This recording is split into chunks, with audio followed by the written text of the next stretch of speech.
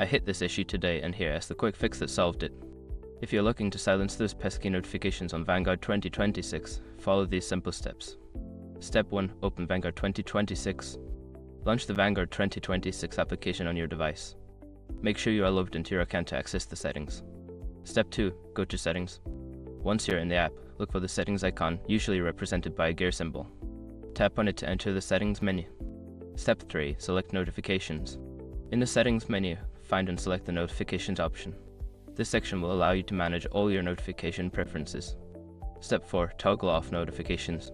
You will see a list of different notification types. For each type you want to silence, toggle the switch to the off position. This will stop those notifications from appearing. Step 5. Save changes. After adjusting your notification settings, make sure to save your changes. Look for a Save button at the bottom of the screen to ensure your preferences are applied. Remember, if you accidentally toggle off something important, you can always go back and re-enable it. Happy gaming without distractions.